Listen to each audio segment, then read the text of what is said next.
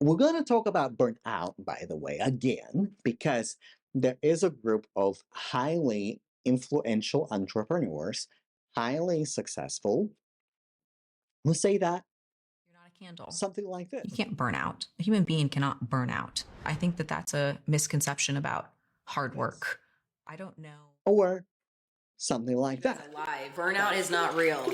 But Lo, I'm so tired. I can't just do everything all the time. I'm running around. I'm trying to create content. I'm running my business, working with clients. I'm exhausted. No, we're just working on pushing that ceiling, increasing that threshold, and you'll do that with more time. That, Kind of like. and there's a statement that burnout is not real, and they don't have expertise in human psychology or medicine because burnout is not just a psychological issue; it's a medical issue as well.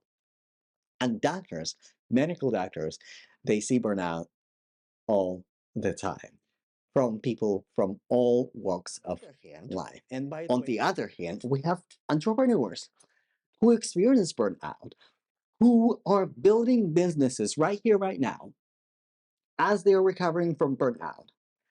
So today we're going to talk about how to address burnout, how to avoid burnout, and more importantly, what support is right for you if you are recovering from burnout, or if you're feeling that you're on the verge of burnout and maybe you're working with a consultant, with a coach, with an agency, what support you can actually look for right now and address that head first before it is too late.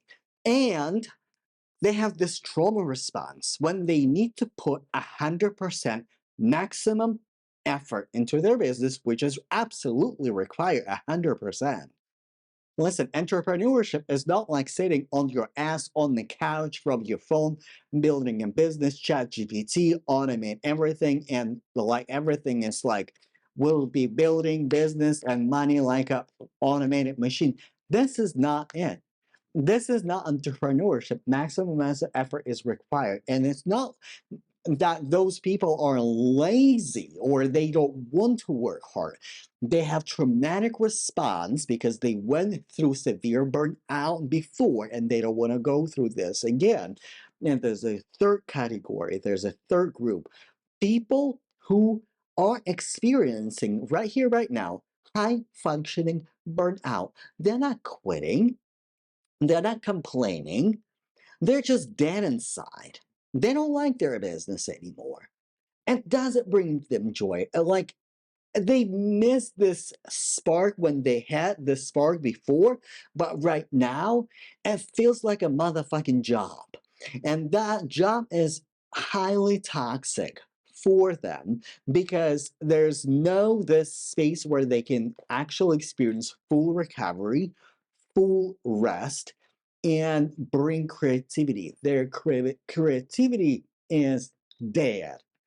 They know the systems, they know how to scheme and extract what is working really well. Maybe they're really good at messaging, maybe they're really good at marketing, maybe they have really good strong team members, and that's it. But but they're dead inside, and they wish they could bring joy back to their business. And they don't know that it is a burnout.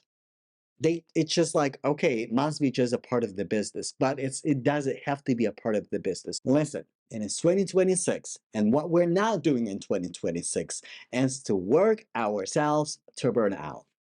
So number one, I'm gonna show you. Like, I had an amazing interview with one of my guests on the podcast, Heart and Profit podcast, and this is what she said: the symptoms that she personally experienced of a burnout. Take a listen. So, symptoms of burnout, like yes, they're psychological, they're behavioral, and also they're spiritual. Like absolutely, it's like when you're meditating and you just can't relax. When you're praying and it feels like God is very very far away. 100%. So, but they're also like body reaction to it, right? Like people have physical problems because of burnout. So burnout is not just a psychological problem, it's a physical problem too. what to do if you are either if you're recovering from burnout or if you're approaching burnout. If you're approaching burnout, number one, assess, like really evaluate your working rhythm. Like, I do you allow yourself rest? Do you allow yourself recover? It's not about easy life, it's not about putting maximum effort. It's about unplugging. And burnout really happens when you put maximum effort, you put maximum effort, but return on your effort is not matching your expectations, or is not matching the return on your effort is not matching the effort itself. So you're working harder, and in entrepreneurship, it happens all the time. We put a lot of effort, and sometimes we have no results from our effort. And this is how we test. And this is why, by the way, recovery is so essential. This is by the way, it's like just like athletes, they work really hard and they have to rest. This is why, as entrepreneurs, before we really hustle and work really hard, we have to expand our capacity to put maximum effort without the sense of control, without expectation, because you cannot control the outcome. You can only control in entrepreneurship, you can control your effort, you can control the outcome. And another thing, changing your mindset that everything is actually working for you, not against you, victim mentality. Because burnout happens on the intersection when your effort is not justifiable by the return on the effort. You're working hard, nothing is working. Number two, when you are not resourced, like maybe something is working but it feels really scary for you to actually recover, actually rest, and actually plan your rest accordingly. And this is both psychological problem, right? And I often with folks dive into part different parts of their selves, different parts of their consciousness. I use IFS ego states work to actually uncover that and actually call forth the ego state, the part of you that is able to regulate yourself and allow you to recover and rest. So uh, insufficient work, uh, low return on investment on your effort, and unmanaged schedule. You don't have a good rhythm of rest and work, rest and work. For you, it's just work, work, work, work, work. Maybe you go to a resort, maybe you go to a retreat, but you never fully unplug, you never fully recover. Maybe you need to take a sabbatical, or maybe you need to take a month off just to like really unplug and recover. And this is the financial aspect. So when you put your maximum effort in your most profitable seasons, then you plan for your recovery financially, because either you hire team members who bring income into your business, or your plan your income specifically where you know that there will be period of time when you're not going to be working, when you're not going to be producing leads, when you're not going to have sales conversations. This is the period of you not working. And entrepreneurship, like your rest, your recovery is paid in advance, is paid on the momentum. This is essential. Now, if you are recovering from a burnout, so you already know that these seasons are essential for you. I would actually start learning to stretch your nervous system for capacity, because there's another extreme when people don't really put enough hours and enough effort into what matters. So I would highly reevaluate like how productive of your are your efforts that you're putting right now. Like, are you actually like, as in business, you serve clients, you solve a problem for your existing customers that's what they're paying you for, and that's why they're staying with you. Or you generating new customers, you generating new leads. Those two problems, those two mechanisms should be constantly going on into your business. And if your activity is not delivering and solving the problem for your customers and not generating new customers, what the hell are you doing? And I'm saying with love. So those activities like that are in between that keeps you busy and get you tired can absolutely let go or be offloaded to a team member if you have a team member, or maybe it is an invitation for you to actually start thinking about the team member. So it's about organizing recovery and also like really integrating yourself and understanding what is running the show, what part of you is running the show right now. This is absolutely essential because, again, you might be on the verge of the burnout, or you might be recovering from the burnout, but then you created this internal ego state that is highly afraid of burnout, that wants you to create business that serves your lifestyle, but it doesn't allow you to put maximum effort because it doesn't want to go through the pain again that you went through, and you might went through a severe amount of pain. So, and if you are in this high functioning burnout, and maybe this is the first time you're hearing about high functioning burnout, what is essential for high functioning burnout is to understand that you can run your business on the systems 100%, and that can work for you for many, many years. But if your business is not something that you truly enjoy, you better you better find enjoyment and fulfillment somewhere else. It's completely fine if your business is not your passion, if your business is not the love of your life. You create something profitable, you create something that creates freedom, find something that you love. It's either reinventing yourself in your business or reinventing yourself outside of your business. And I highly recommend everybody reinvent yourself outside of your business. Find fun and enjoyment and pleasure and rest outside of your business. Because once that part of you is fully fulfilled and satisfied, that can bring new creativity in your business. And one constant in the business is the change. And yes, you can run business on systems and logic 100%, but what you cannot do, that is what is going to be extremely challenging, is when you are running on the high functional burnout, you're dead inside, you don't enjoy your business, and it's not working. And the first thing that you want to do is either quit or close it down. And this is why we see this cycle, and you burn everything down, you rebuild, you burn everything down, you rebuild, you burn everything down, you rebuild. That cycle continues.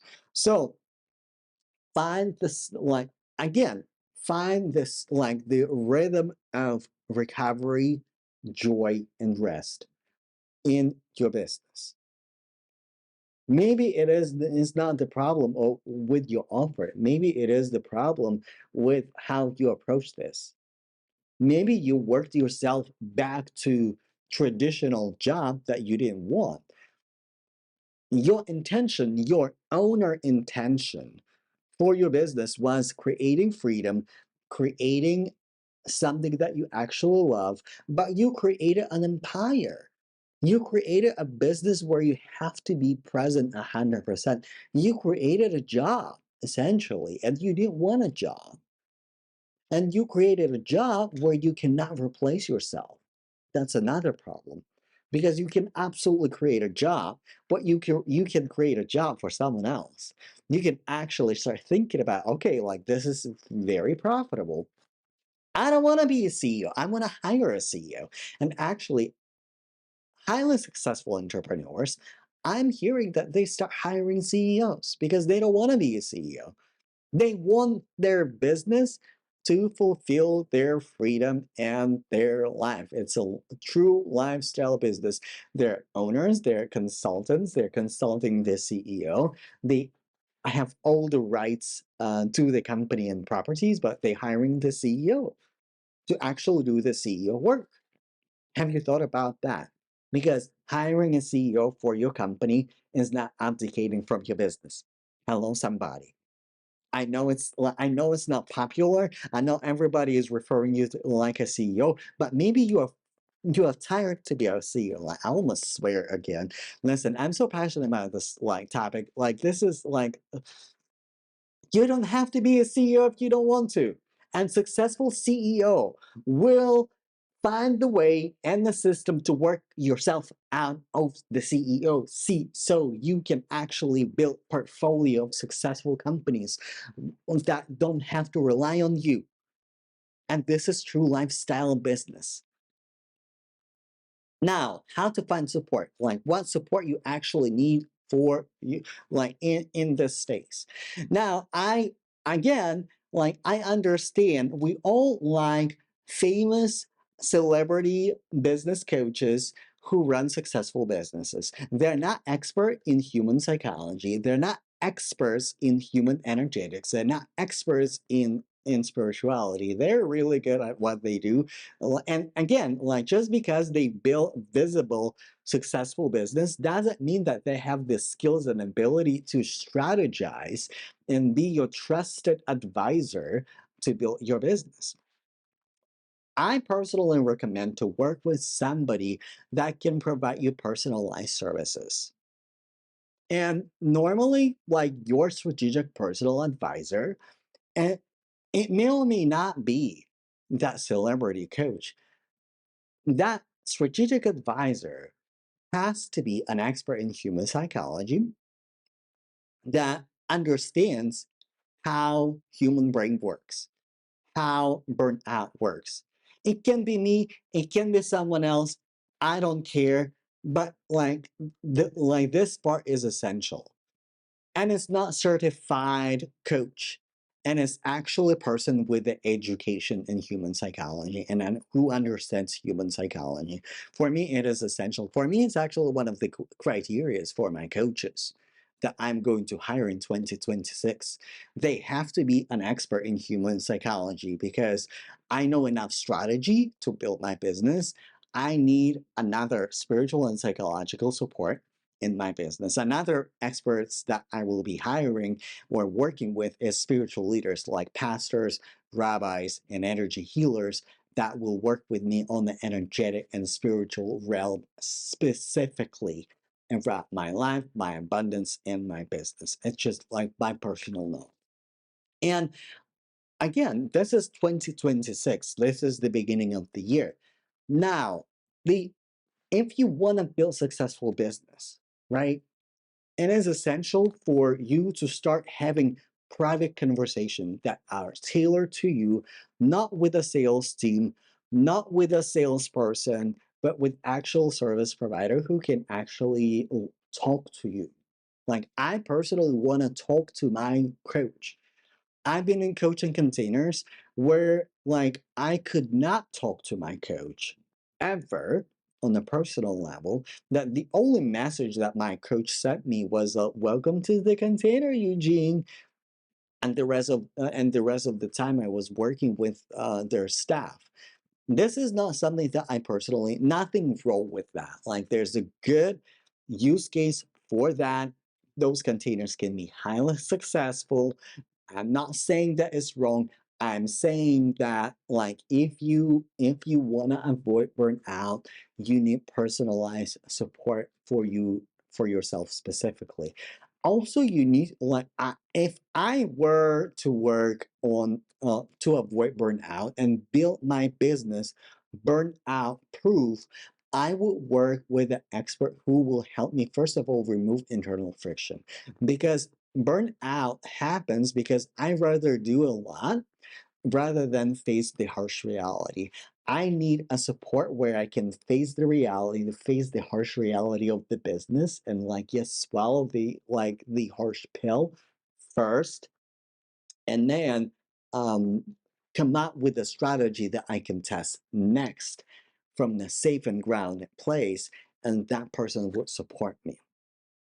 Well, that's another that's another type of support. Now, I have my wait list open, and doors are open very soon. And if you need a consultation, join my wait list. Ping me on social media, on LinkedIn or Instagram. Tell me what's going on. I would like to hear from you, and let's have a conversation. And it's not necessarily your traditional sales call, because what I'm building in 2026, it is highly personalized one-on-one container for high-performing entrepreneurs that prioritizes your removing internal friction, providing a space where you can actually safely test from the psychological standpoint, and aligning strategy with your capacity, aligning strategy with your nervous system and with your neuroplasticity. And more importantly, supporting you throughout the period of testing those specific strategies so you can enjoy your business, so you can create healthy rhythm of rest, joy, and recovery, and you can actually build something greater and make important decisions, such as whether it is you who is governing your business by yourself, or whether what is required to hire support in your business. And also, when you hire support in your business, again, all of your internal frictions, all of your trauma, all of your baggage will come up. And this is why, again, this is another reason why you want to be in the wait list, in a contact, in a connection with an expert who is expert in human psychology and who's done this type of work, so you can hire from the most functional adult state, and not from the wounded state, and not from the state of avoidance, burnout, and fear. All of the links are in the description for this episode. Join the waitlist, send me a message. I would like to hear from you. Until next time. You're not a candle. You can't burn out. A human being cannot burn out. I think that that's a misconception about hard work. I don't know successful people who are still in the game who are burnt out by a long day. Their response might be, I want to go do something different for a minute. But my business partner, Grant Cardone, he says, you're not a candle. You can't burn out. A human being cannot burn out. Can you feel moments of pressure, stress? Yes. I don't take any of those moments as being a bad thing. It's not a negative to feel overwhelmed because you have responsibility. People depend on you. People are relying on you to do something. Great. So why do people burn out then, in your view? The thing that people do is not actually leading to where they want to go. But if I think that by doing this work, that's going to be hard and I'm going to hate and it's going to suck, that I can actually get what I want and my life would be changed, I would recognize that this is a step that's necessary to get to my goal. And when people win, they are rarely burnt out at that moment. And you only really get burnt out if you don't see how the sacrifices that you're making are actually going to lead you to achieve your goals and to reach your potential.